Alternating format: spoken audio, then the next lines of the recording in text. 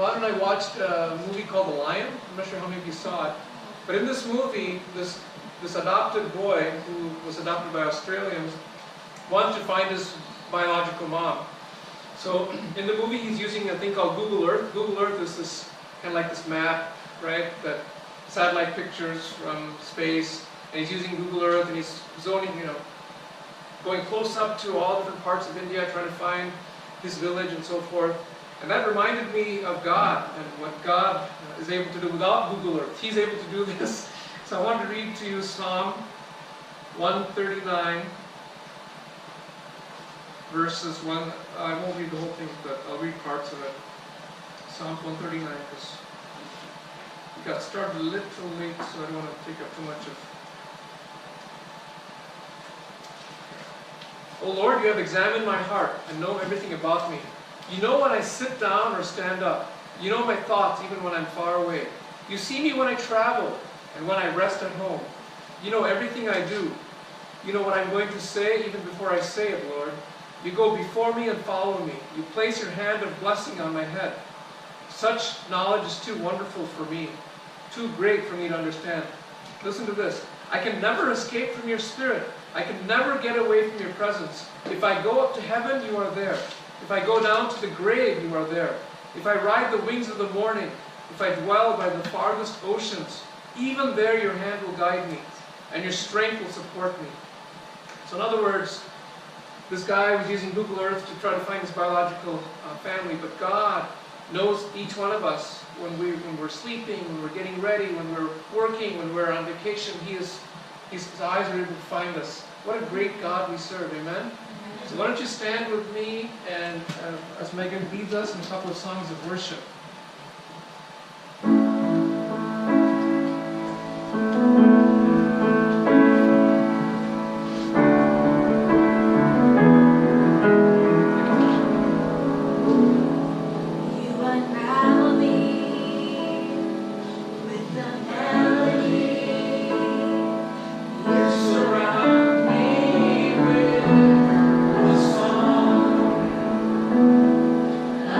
Deliverance.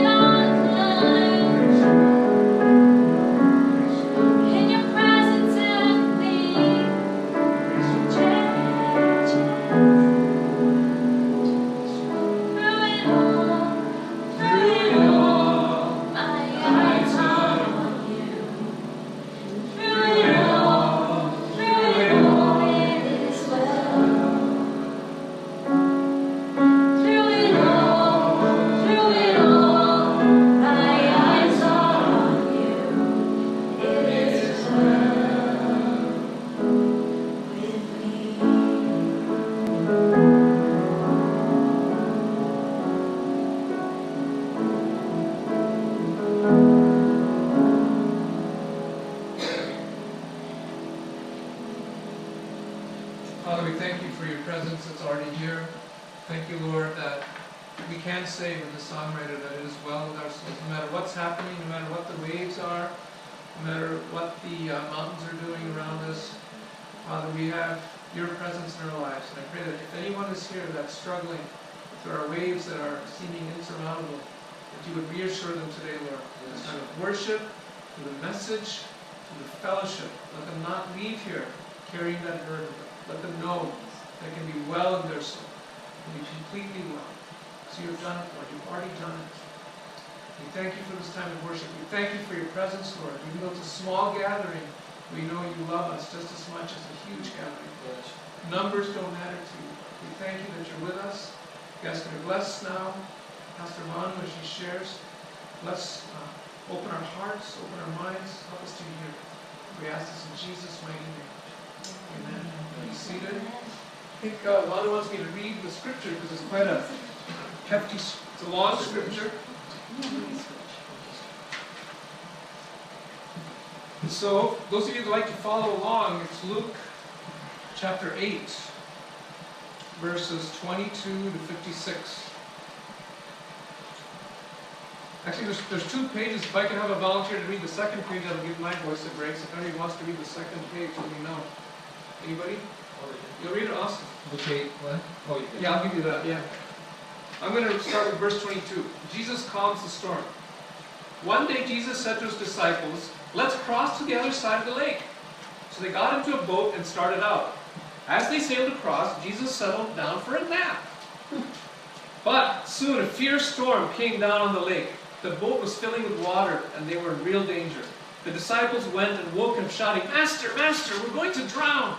When Jesus woke up, he rebuked the wind and the raging waves. Suddenly the storm stopped, and all was calm. Then he asked them, "Where is your faith?" The disciples were terrified and amazed. "Who is this man?" they asked each other. "When he gives a command, even the wind and waves obey him." So they arrived in the region of the Gerasenes, across the lake from Galilee. As Jesus was climbing out of the boat, a man who was possessed by demons came out to meet him.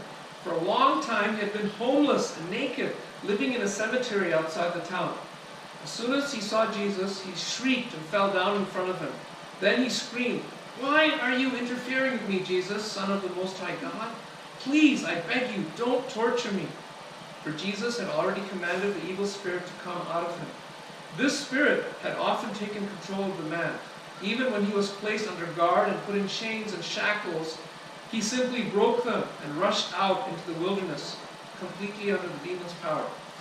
Jesus demanded, "What is your name?" "Legion," he replied, for he was filled with many demons. The demons kept begging Jesus not to send them into the bottomless pit.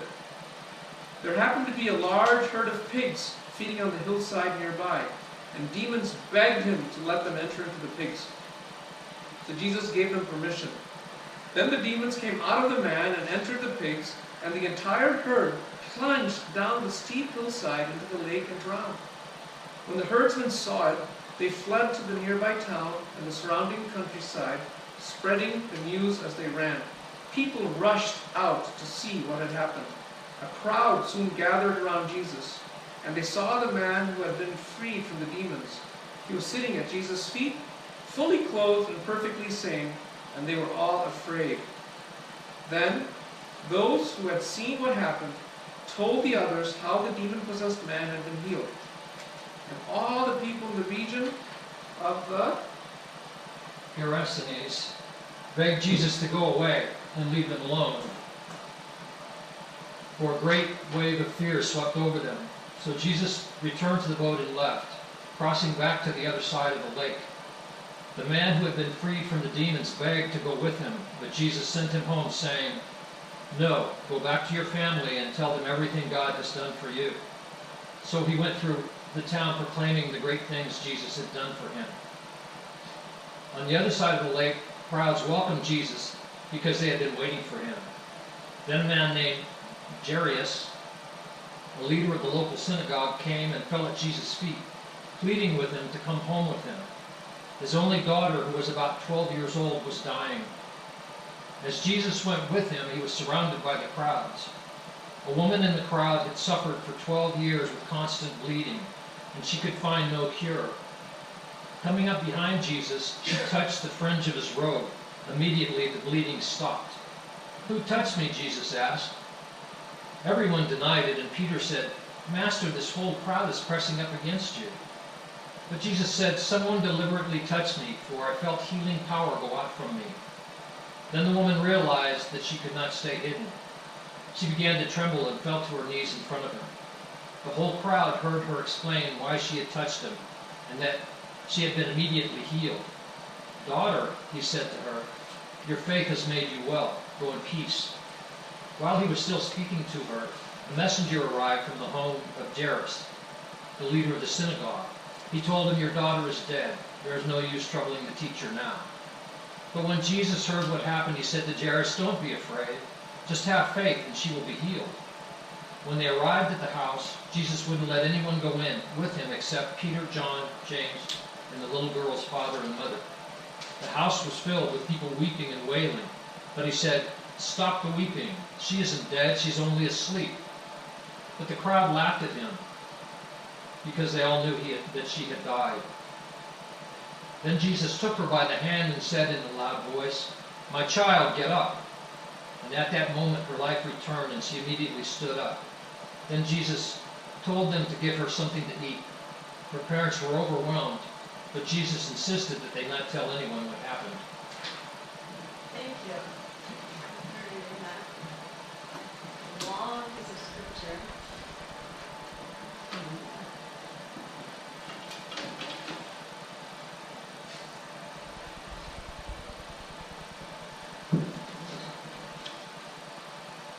Well, we've been looking at the book of Luke. We've been studying the book of Luke, and a couple of weeks ago I talked about Luke 8, where Jesus, through parables, metaphors, he was teaching about what it meant to belong to the kingdom of God, what it meant to be a part of the kingdom of God.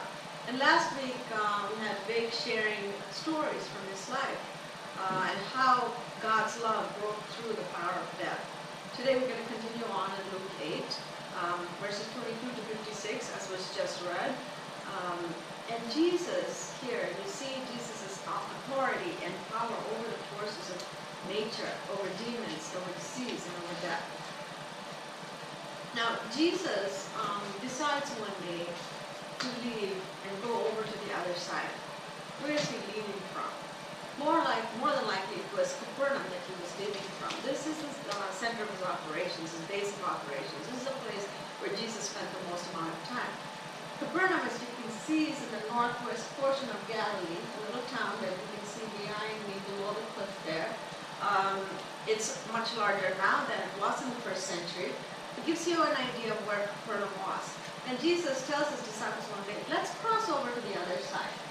Now, this Capernaum, along with Bethsaida and Chorazin, formed the evangelical triangle. And so this is where most of the Jews live. The other side meant going over to Gentile territory, where the Greek Greco-Roman world had the most amount of influence. And so Jesus said, let's move over to the Gentiles region. He wants to go over and spread the gospel to the Gentiles as well. And so they sail across, they get in the boat, and they start to sail across, and all of a sudden a storm hits. Jesus, meanwhile, just takes a nap, right? And that's the Bethsaida that you can see. Chorazin is just above Capernaum, and more than likely when Jesus said he wanted to go across, he was saying that he probably was going to Bethsaida and then further up into the Dalmatis area. That is also Gentile. Or he might have been going further down to the other side, to the Gentile region. Right? Galilee in general is very placid, very peaceful, just like you can see in the picture, calm, peaceful most of the time. But we're told, Luke tells us that a storm hit, right? So immediately we can assume that this was during the time of either fall or winter. This was when the storms would come, unpredictable storms would come up off the Mediterranean Sea, and it would move inwards, and it would go between the ridges and the valleys of Lower Galilee and Upper Galilee. You see the mountains on either side there, and the wind blows through, and then it comes up on the western rim of the Sea of Galilee. It's also called the Lake of Kinneret, and whips up the wind, whips up the waves into enormous 5-foot waves. 5-foot waves for us may not seem very big. Usually, sorry, I didn't mean to go to this one yet, but it may not seem huge to us because we are used to like aircraft carriers and cruise ships and, yachts and big boats, right? But the first century boat is very different. This is a first century boat that was unearthed from the Sea of Galilee. It was buried in the silt, well preserved, and as soon as it came up to the air, it would deteriorate. So they coated it with something to preserve it, and it's in the museum. And this other picture is a recreated replica of what the first century boat would have actually looked like. As you can see, it's made out of wood, rather small, shallow on the sides, and so it's easy. It would sit deep in the water, and it's easy for the water to start coming in, right? The waves to overwhelm the boat, and the water starts pouring in. So the threat of drowning was very real. Jesus was exhausted. Everywhere he went, crowds were following him to listen to him teach, and so he's really exhausted. So he falls asleep in the boat, and he's totally missing all the excitement of the storm. Jesus is asleep, and the disciples begin to panic when the water starts pouring in, and so they wake him up, they shake him and say, "How can you sleep at a time like this, Master? Don't you care that we're all going to drown?" And fear was very real. And this goes back, they always had a fear of water. Even back when the Canaanites were in control of the land, before the Israelites came in, the Canaanites had a number of gods that they worshipped, right? Idols. And they had a mythology, stories about their gods, just like we have Greek mythology and Hindu mythology. The Canaanites had mythology, stories about their gods. And there was this particular god. He was called Yam, the god of chaos and death. This was the sea god. And they were afraid of what he could do through the sea, so they would try to appease him. So the idea that the sea could never be tamed existed in the land. And it existed among the Israelites as well. Even the most experienced of fishermen were haunted by the idea that the sea could never be tamed. And, you have to be careful when fishermen go out to sea. Even today, there are storms that can drown people. Jonah is not the only one who was swallowed by the sea during a storm. The psalmist talks about it in Psalm 107, verses 25 through 29. He spoke, and the winds rose, stirring up the waves. Their ships were tossed to the heavens and plunged again to the depths.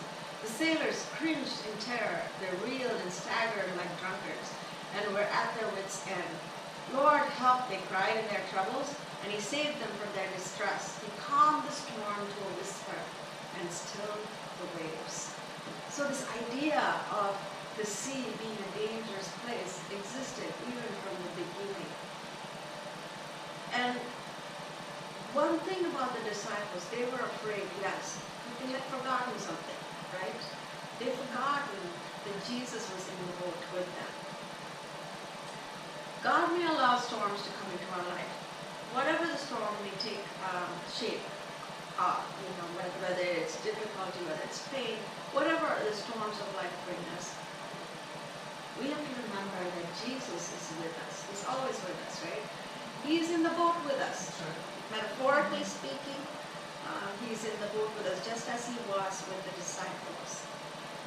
And Luke tells us that Jesus got up and he rebuked the waves. In Mark's gospel, it says that he actually said, "Peace, be still." Now, to us it may seem, okay, peace, be still. But that's not what he was saying. He was saying, "Stop it. Quiet down." He was rebuking the waves. And immediately the waves subside, the wind dies down, the storm stops, and the Sea of Galilee is once again calm, just like it was in the beginning. Jesus is able to command the sea and control the waves, just like God in Genesis 1, 6, and 9 could control where the sea was, or where the land was. He told them where to be in creation. So Jesus is asking them, where is your faith? Right? These are his disciples. These are the ones he had called to be his apostles. He had been teaching them. They had been with him all this time. They had seen with their own eyes the miracles that he was able to perform. So where was their faith? God often asks that same question to us, right? Do we know that he is with us? If we belong to him, he will take care of us, right? Whatever the storms of life hit, whenever they hit, we have to remember who is with us, that Jesus is with us. And do we have the faith that is required? The disciples, yes, they were afraid of the storm, but they were at the same time amazed at what Jesus was able to do. Jesus' authority and power over nature that day, they saw that with their own eyes. And they talk among themselves, and the question that is raised is, who is this man? Who is this man that the wind and the waves obey? It's like that song we sang. They've never known anybody with such enormous power. Moving on, verses 26 to 39, they continue to cross the sea after being blown around by the storm, and they reach this region of the Gerasenes. There's some confusion regarding the name because Matthew's gospel calls it the Gadarenes. But I want to say that the Gerasenes is the more logical place. Geography in the Bible is important. Whenever there's a name mentioned in the Bible, whenever there's an area or description, we got to pay attention. It's in the Bible for a reason. The region of Gerasenes, as you can see, is further northeast of Galilee, and on the coast. And the Gadarenes, the region of Gadarenes, is in the southernmost part of the Sea of Galilee. It's more inland than closer to the sea, right? So how could this have taken place? How could this miracle have taken place in the Gadarenes? It's more likely that the geography of the Gerasenes is more logical because the village of Gergesa, modern name of which is Percy, is right on the coast, and for two reasons, this is more likely to be the place where this happened. One, because there was 1 mile south of Gergesa, there was a steep bank, and it's very easy to picture these pigs running down the hill into the Sea of Galilee, whereas Gadara, the town that is in the Gadarenes, is further inland, right? It's hard to picture, you can't picture the pigs falling into the sea from there. And the second reason is that very close to Percy or Gergesa, about 3 miles south, is the city of Hippus. It's a Decapolis city built by the Romans, very Gentile, and the Gergesa being close by is also very Gentile. The Jews wouldn't be caught dead herding pigs because pigs are an unclean animal. It was impure. It wasn't something that they would have herded. So it makes sense that it was the Gentiles living in the area who had the pigs, right? So the scholars think that is Gergesa, or the ancient ruins of Percy, where this took place. And in the antiquity, whenever there was a holy place, they would mark that place when they found out that this is where some miracle happened. They would mark it by building a church or something there so people can keep track of it. And in ancient city, this is the ancient ruins of a church as well as a monastery that's in Percy. That we can see now. Of course, it's in ruins, but it marks the spot. The demon-possessed man comes immediately to Jesus as soon as Jesus gets out of the boat on the shore, right? And this is a man who had been ostracized from his village. He was homeless, he was naked, and he was uncontrollable. He lived in the cemeteries, he lived among the tombs. People had tried to contain him with chains and shackles, but they couldn't hold him. He had superhuman strength. He would just burst out of his chains and he would run into the wilderness. He was controlled by unruly evil spirits, tormenting himself, tormenting the village people with him. And that's why he had been pushed out of the village to live among the tombs. And this man is desperate. And he comes to Jesus. He calls Jesus the Son of the Most High God. It's not him who calls Jesus the Son of the Most High God. It's the demons inside him. The demons know who Jesus is. They know, the devil knows who Jesus is, that he's the Son of God. Right? And so he comes to Jesus, and Jesus asks him his name. What is your name? And the demons answer, Legion, meaning many. This particular word is a Roman military term. It's a Latin term for a Roman regiment. A legion would have 6,826 soldiers, out of which 6,100 were foot soldiers and 726 were horsemen. Thousands, right? Legion conjures up an idea of thousands. There may not have been thousands of demons in this man, but we can rest assured that there were quite a lot, many, right? We've seen how Jesus freed a man from one demon in Capernaum earlier on in the story. And then when he comes to Mary of Magdala, he set her free from 7 demons. This man had many demons. Can you imagine the torment he was under? And so these demons, knowing Jesus, they tell him, please don't send us to the bottomless pit. They're talking about the abyss, the place where the demons go, the evil spirits go, where Satan goes. And they instead want to be sent into this herd of pigs that was on the hillside. And Jesus gives them permission, and so they enter the pigs, and they run down the hill and drown in the Sea of Galilee. People immediately, the herdsmen go and tell the people in the village, and then they come at once to see what has happened. I mean, they know the story of this man, so they want to make sure, what is this that has happened to him? And so they come to see, and what they find is a man who has been restored. He's fully clothed in his right mind. And you would think that when one of them had been restored like this, that they would rejoice, right? But they're consumed by fear of something they cannot understand. And because they cannot understand it, they condemn it, and they chase Jesus out of there. They tell him to leave. They reject Jesus. But this demon-possessed man, who was once been demon-possessed, now understands freedom. And he wants to follow Jesus, the one who would set him free. But Jesus says, no, I don't want you to come with me. You stay here. You go into the village and go and tell your family and everybody there what God has done for you today. An unlikely evangelist to the Gentile world, right? As a child of God, we need not fear. We don't need to be afraid of things like these people were afraid of what they couldn't understand. We have been set free like the demon-possessed man was. Maybe not of demons, but we've been set free from slavery to sin, from pain, from whatever it may be that we've been set free from.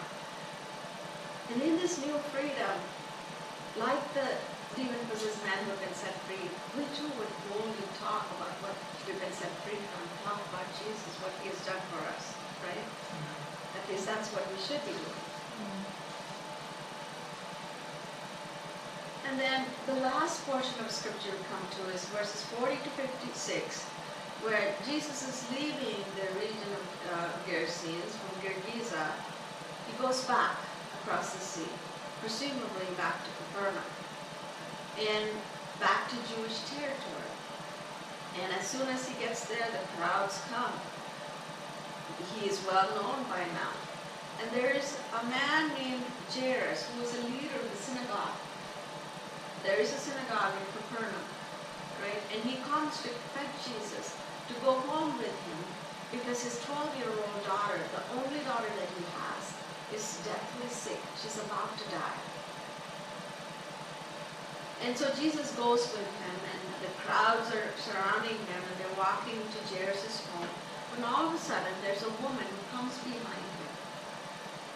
And this woman has been bleeding for 12 years. This is menstrual bleeding that the Bible is talking about. She's desperate, and she comes behind him, and she touches the fringe of his garment. And immediately she's healed. Now, the fringe of a garment, of a robe, could be something like this. This is a garment of the high priest, so Jesus would not be as fancily garbed as this. But the darker colored robe that he's wearing underneath, a simpler version of it perhaps. You see the tasseled fringe that is underneath. Maybe Jesus wore a robe with a tasseled fringe underneath. Or he might have worn something like this. This is a prayer shawl or a talit that the Jews wear when they want to pray, the Jewish men wear.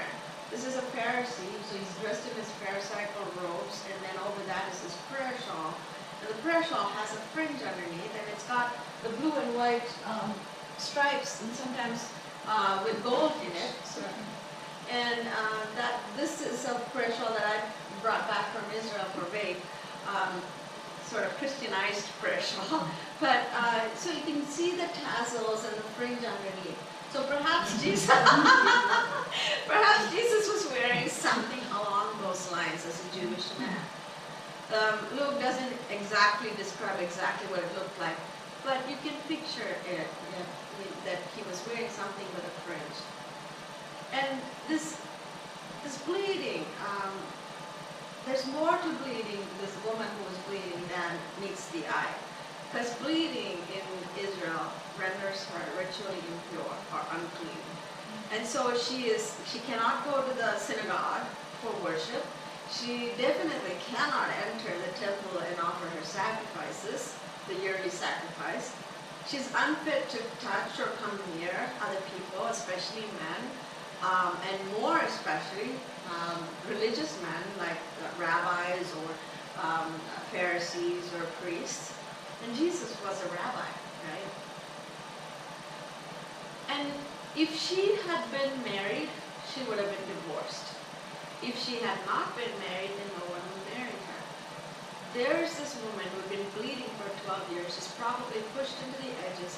If she had a home, she was probably had to be in the corner of the house, or if this was a larger house, maybe in another room. She wasn't allowed to freely move among people. So can you imagine her wanting a normal sort of life, just to be with everybody, to be able to worship God freely, to be able to touch others, human touch. She's another outcast, desperate, wants to be healed, wants a normal life. And so she risks everything by pushing her way through the crowd, inadvertently perhaps touching other people, which she's not supposed to. And Jesus is a rabbi. She should not come anywhere near him, but she risks everything and goes and touches his robe, right? Just to be healed. And that desperation, that faith that comes out of that desperation heals her instantly. And Jesus turns around and says, "Who touched me?" And Peter says, "What do you mean, who touched you? The whole crowd is pressing against you. Of course, everybody's touching you, Jesus. What do you mean?" And Jesus says, "No, this is not that kind of touch. This is a different kind of touch. This is a touch that had enough faith and desperation that it brought healing. I felt the healing power go out from me." Jesus felt that healing go out from him. Now the woman knows that she will be found out, and so she messes up, right? She comes and she falls at his feet, and she tells all the people that are gathered there, the crowds that are getting her whole story of how she'd been bleeding for 12 years, and Jesus had healed her instantly as soon as she touched him. And now Jesus could have condemned her because her actions could have made him ritually impure, but he doesn't. The legalities of the law does not matter to Jesus. There was something more important at stake. This woman's life, right? And freedom. And Jesus shows her compassion. He calls her a daughter. That's a close relationship, an intimate relationship. Something that she had been missing. And he acknowledges her faith. And he wishes her peace. peace, the word peace, when he says go in peace, the Greek word is irene, which is translated from the Hebrew word shalom, which means more than our English flat peace, lack of something going on. Shalom means wholeness, complete, well-being. Something that was broken has been made whole. Something that was incomplete that has been made complete. There's a sense of well-being. Jesus is a rabbi, right? And he's continuing on his way to go to visit Jairus' daughter. And on the way, he's being told, look, don't bother the master. He doesn't have to come because your daughter is dead. It's too late. But Jesus tells Jairus, no, don't worry about that. Have faith. She will be healed. And so they continue and they go to Jairus' house. And as soon as they come there, all the mourners have already arrived. They're wailing and they're weeping. And Jesus tells them, stop weeping. She's not dead. She's just asleep. Now, sleep in antiquity has often been a euphemism for death. But that's not the case here. Jesus is clearly saying, she's not dead. She's just asleep. And the crowd laughs at him. Are you kidding me, Jesus? We know she's dead. She's not half dead. She's completely dead. Princess Bride, have you watched Princess Bride? The guy says, mostly dead, not all the way dead, right? This is not about being mostly dead. She is completely dead. And only a corpse is more unclean than a bleeding woman. And yet Jesus goes in. He calls only his three closest disciples, Peter, James, and John, and the parents of the girl, and they go into the room. They push everybody else out, and Jesus reaches out and takes her hand. She's dead. She's impure. He shouldn't touch her. But he takes her hand and he says, get up. And in Mark's Gospel, it's said in Aramaic, Talitha Kumi, which means little girl, arise. Immediately she gets up and she's restored to life. And parents, they're shocked, they're overwhelmed, they don't know what to do. And so Jesus instructs them. Obviously she's been sick for a while, she hasn't been eating, first thing you do when you get well, you get hungry, right? So Jesus gives them a very practical thing to do. Go and feed her, right? Sometimes when something marvelous happens, we don't know what to do. And so Jesus gives them a task, go and feed her. And so they go and feed her, give her food, and Jesus also tells them, don't tell anybody what has happened here. Why does Jesus say this to them? It's in complete contrast to what he did in Gergesa, where he tells the man, go and spread the word, right? And yet he tells these guys not to tell anybody. He's willing to reveal his identity to the Gentiles, but not yet to the Jews. There's still more to be accomplished, more to be done, before the Jews can find out who he really is, because that would stop his ministry.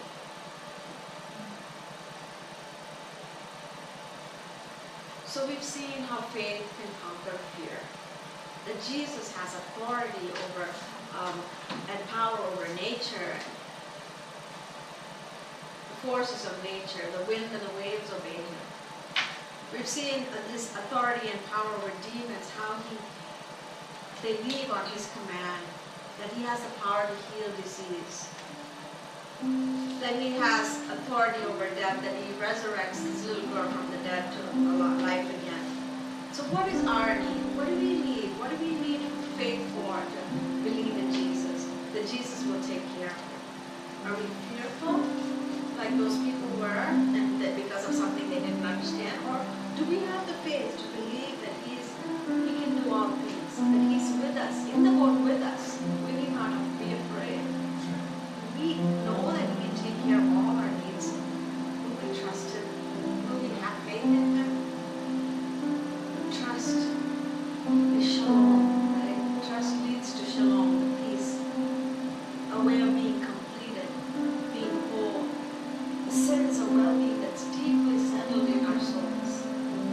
So as Megan plays, let's sing this song together, and then Vake will come and close us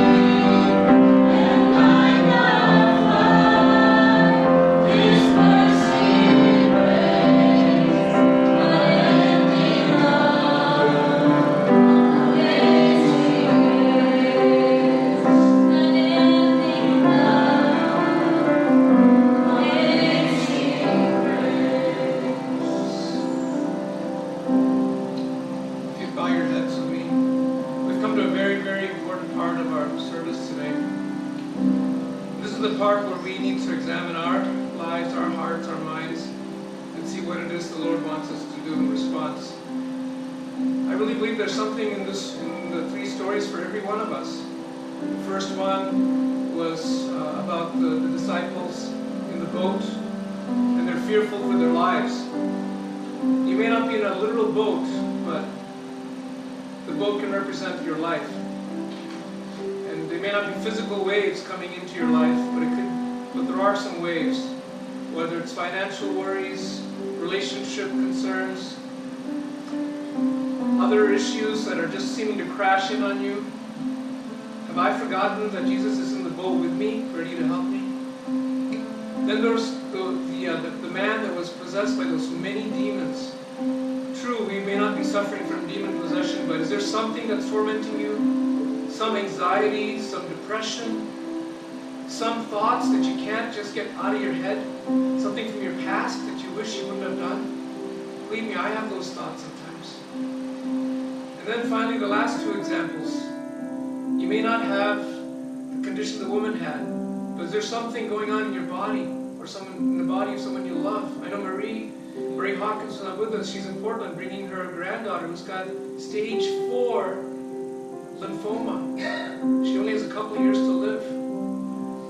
You may not have such a serious diagnosis, but there's something in your body that is making you suffer. Or are you at your wit's end? Do you feel like you're dying, like Jairus' daughter? There's something here, folks, for every one of us. And I'm going to ask you to join me. I'm standing myself. I'm standing for some things that are going on in our lives. I'm standing, but those of you that have something going on in your life, you want to stand up today as I close in prayer. Just stand up right now saying that, Lord, I need you. I need you in one of these areas of my life. So please stand up right now. If there's anything at all that you relate to and you want to let the Lord know that you are not going to forget that He's in the boat. He's in the boat with you. He's able to heal you of whatever disease the doctors have given up on.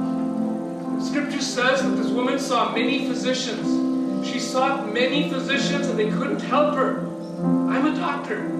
And so I can relate. There are many patients that come to Terry Riley and say, Doc, can you help me with this? I say, no, I can't. I can't.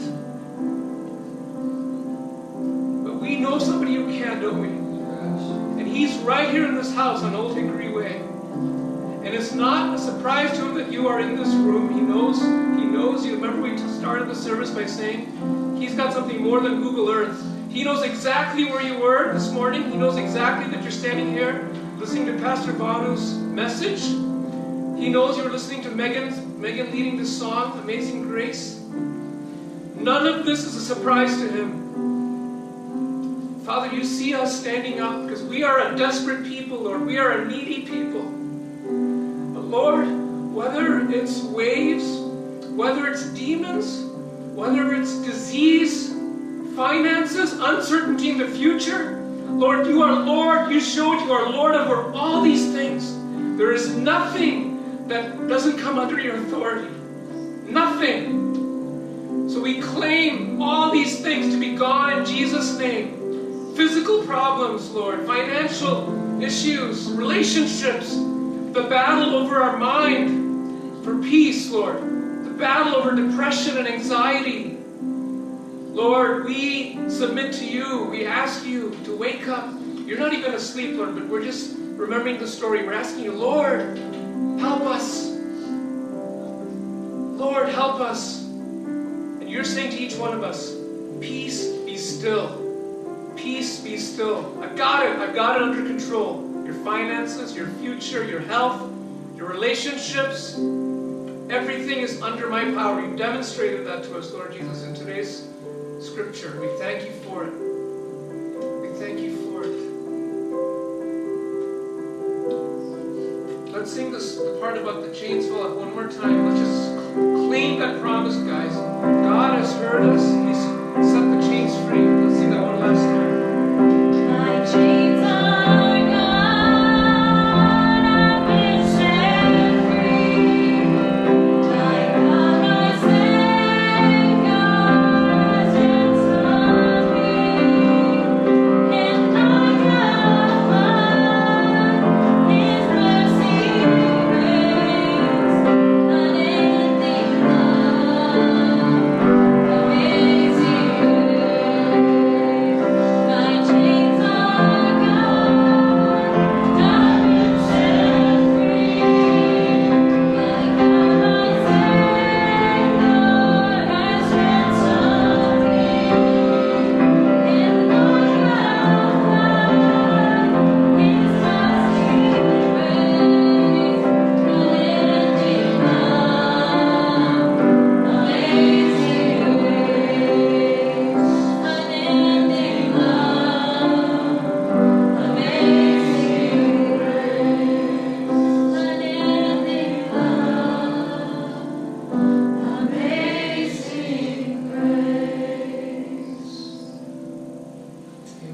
seated.